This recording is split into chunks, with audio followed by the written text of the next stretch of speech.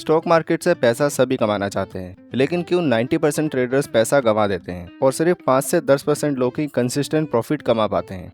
क्या ट्रेडिंग सच में इतना इजी है या सोशल मीडिया पर हमें सिर्फ एक इल्यूजन दिखाया जाता है? इस वीडियो के बाद आप ये इजीली डिसाइड कर पाएंगे कि ट्रेडिंग करनी चाहिए या इन्वेस्टिंग ही असली गेम है। आप सीखेंगे कि एक ट्रेडर और इन्वेस्टर का क्या माइंडसेट होता है, कैसे दोनों रिसर्च करते हैं, चार्जेस किस तरह दोनों के प्रॉफिट पर इम्पैक्ट डालता है, और फाइनली आपके लिए बोनस टिप कि किसे ट्रेडिंग करनी चाहिए और किसे इन्वेस्टिंग। अगर मैं आपसे स्टॉक मार्केट के बारे में पूछूं तो शायद सबसे पहले दिमाग में बॉम्बे स्टॉक एक्सचेंज की ट्रेडिंग फ्लोर की इमेज आएगी, जहां ट्रेडर्स मिलते थे, स्टॉक बाई और सेल करते थे और जोर जोर से टिकर और प्राइस की बोली लगाते थे।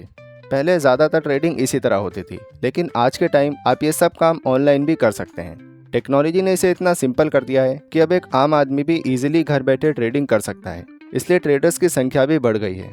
आखिर कौन नहीं चाहता जल्दी पैसे कमाना। ट्रेडिंग और इन्वेस्टिंग एक जैसे नहीं होते। बेशक दोनों में स्टॉक यूज होते हैं, लेकिन अप्रोच बिल्कुल अलग होती है। हम सोशल मीडिया पर देखते हैं कि लोग ट्रेडिंग से काफ़ी पैसे कमा लेते हैं, लेकिन इसमें कितने लोग पैसे गंवा देते हैं इसे वो लोग नहीं दिखाएंगे। सेबी की एक रिपोर्ट के अकॉर्डिंग 2023 तक 69 लाख लोग एक्टिवली डे ट्रेडिंग करते थे। इसमें से 90% लोग अल्टीमेटली लॉस उठाते हैं।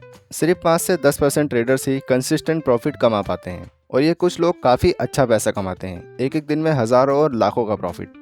शायद इसी से इन्फ्लुएंस होकर नए इन्वेस्टर्स ट्रेडिंग की तरफ बहुत जल्दी अट्रैक्ट हो जाते हैं। लेकिन इसका दूसरा पहलू भी है, जिसमें लोग ट्रेडिंग की वजह से कर्ज में भी चले गए।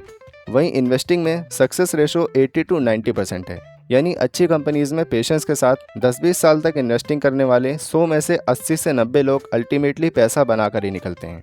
इसलिए कई सक्सेसफुल इन्वेस्टर जिन्होंने स्टॉक मार्केट से करोड़ों की वेल्थ बनाई है, सजेस्ट करते हैं कि ज़्यादातर लोगों, स्पेशली बिगिनर इन्वेस्टर को ट्रेडिंग से दूर रहना चाहिए। लेकिन ये ऐसा क्यों सजेस्ट करते हैं? पूरी वीडियो देखने के बाद आप खुद ही समझ जाएंगे। तो चलिए सबसे पहले समझते हैं ट्रेडर और इन्वेस्टर का माइंडसेट डिफरेंस। ऊपर से देखें तो इन्वेस्टिंग और ट्रेडिंग एक जैसे लगेंगे, जिसमें दोनों ही इस उम्मीद से पैसे लगाते हैं कि वो बढ़कर मिलेंगे।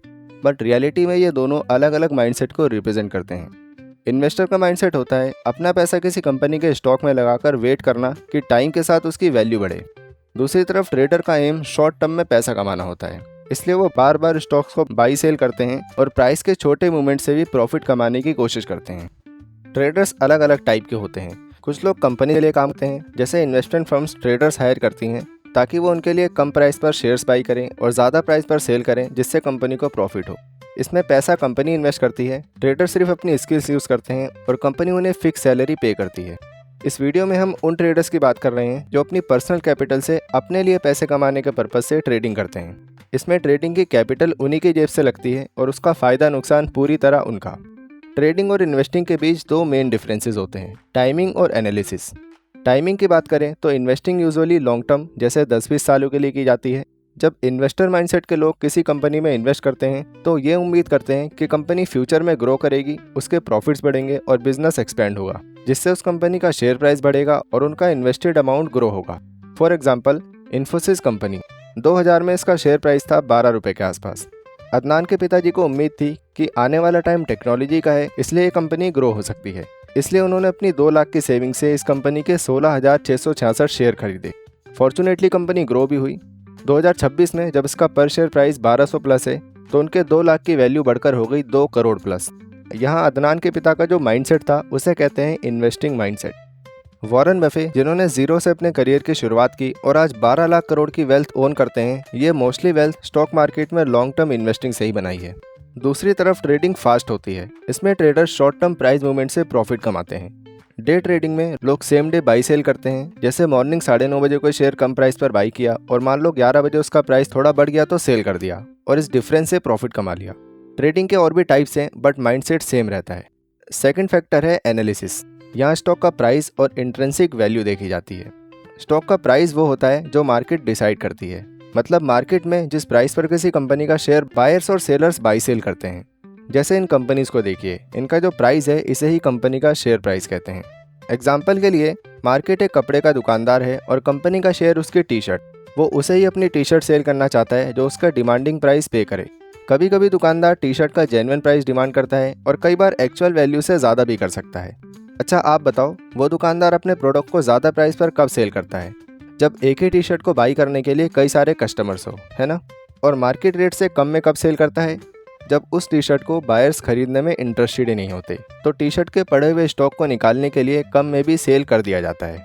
एज अ इंटेलिजेंट बायर आप क्या करते हैं? जब सही रेट पर टी शर्ट मिलती है तो उसी दुकान से बाय करते, अदरवाइज अगली दुकान देखते जहां कम रेट पर सेम क्वालिटी की टी शर्ट मिल सके। यही इन्वेस्टिंग के दौरान करना चाहिए। कैसे, आगे समझिए।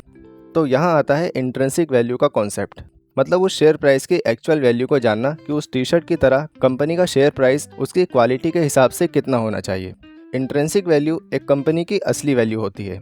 टाइम के साथ ideally share price intrinsic value के आसपास ही रहना चाहिए, लेकिन रियलिटी में लोगों की डिमांड बढ़ने और कम होने की वजह से शेयर प्राइस टी शर्ट की तरह अपने एक्चुअल वैल्यू से ज़्यादा या कम अप डाउन होता रहता है। लोगों की डिमांड क्यों बढ़ती और कम होती है, इसे किसी अगली वीडियो में डिटेल में डिस्कस करेंगे। Intelligent investor usually intrinsic value पर फोकस करते हैं। वो देखते हैं कि कंपनी एक्चुअली कितनी वैल्यूएबल है, क्या ये अपनी एक्चुअल वैल्यू से कम में या एटलीस्ट इसके आसपास मिल रही है, तभी इसे बाय करूं। इन्वेस्टर्स दो तरह के होते हैं, पैसिव और एक्टिव। पैसिव इन्वेस्टर ऐसे लोग हैं जो एक्टिवली कंपनी की बैलेंस शीट वगैरह चेक नहीं करते। ये चाहते हैं कि एक ठीक ठाक कंपनी में इन्वेस्ट कर दें और बिना डेली चेकिंग के हमारा पैसा टाइम के साथ ग्रो होता रहे। इंटेलिजेंट इन्वेस्टर बुक में बेंजामिन ग्राहम ऐसे इन्वेस्टर्स को इंडेक्स फंड और सिक्योर बॉन्ड में इन्वेस्ट करने की सलाह देते हैं। मुझे दो इंडेक्स फंड निफ्टी 50 और सेंसेक्स ठीक लगते हैं, जिन्होंने पिछले 25 सालों में अराउंड 15% का एनुअल रिटर्न दिया है। इंडेक्स फंड में इन्वेस्टर अगर कोई स्टॉक थोड़ा ज़्यादा प्राइस पर भी बाई कर ले तो भी लॉन्ग टर्म में ओवरऑल मार्केट ग्रोथ की वजह से उसकी इन्वेस्टेड कैपिटल ग्रो ही करती है, इसमें रिस्क कम रहता है। एक्टिव इन्वेस्टर थोड़ा डिफरेंट अप्रोच रखते हैं। वो कंपनी के बारे में उसकी एनुअल रिपोर्ट रीड करके और न्यूज़ वगैरह के थ्रू रिसर्च करते हैं, उसकी बैलेंस शीट रीड करते हैं, बिजनेस को समझते हैं कि कंपनी आने वाले टाइम में ग्रो करने के लिए क्या कर रही है, इसका मैनेजमेंट कैसा है, एटसेट्रा। वो इन सब के थ्रू इंट्रिंसिक वैल्यू एस्टिमेट करने की कोशिश करते हैं ताकि वो स्टॉक को उसकी असली वैल्यू से कम प्राइस पर बाई कर सकें। अगर कंपनी अच्छी चुनी तो पैसिव इन्वेस्टर से ज़्यादा बेनिफिट मिलता है, और सही नहीं चुन पाए तो उनसे ज़्यादा लॉस होने के भी चांसेस होते हैं। ट्रेडर्स इनसे बिल्कुल अलग तरह से सोचते हैं। उन्हें इंट्रिंसिक वैल्यू से कोई लेना देना नहीं होता, वो सिर्फ स्टॉक के प्राइस पर फोकस करते हैं। कई बार ट्रेडर्स को यह भी नहीं पता होता कि कंपनी एक्चुअली क्या करती है। उनका मेन गोल होता है शॉर्ट टर्म प्राइस मूवमेंट से प्रॉफिट कमाना। इसी वजह से ट्रेडर्स टेक्निकल एनालिसिस यूज करते हैं। टेक्निकल इंडिकेटर्स बेसिकली चार्ट्स और ग्राफ होते हैं जिनमें स्टॉक के पास्ट प्राइस डेटा को यूज करके पैटर्न और ट्रेंड्स के थ्रू वो ये प्रेडिक्ट करने की कोशिश करते हैं कि नेक्स्ट टाइम उस स्टॉक का प्राइस मूवमेंट कैसा रहेगा, अप या डाउन। ये वही स्क्रीन्स और चार्ट्स होते हैं जो हम किसी प्रोफेशनल ट्रेडर को मल्टीपल स्क्रीन के सामने यूज करते हुए देखते हैं। कुछ ट्रेडर्स न्यूज़ का भी यूज करते हैं, लेकिन सिर्फ शॉर्ट टर्म के लिए। जैसे एक कंपनी अगले हफ्ते कोई अनाउंसमेंट करने वाली है, अगर ट्रेडर एज्यूम करता है कि न्यूज़ पॉजिटिव होगी और शेयर प्राइस बढ़ेगा तो वो पहले ही कम प्राइस पर स्टॉक खरीद लेगा और प्राइस बढ़ने पर ज़्यादा में सेल कर देगा।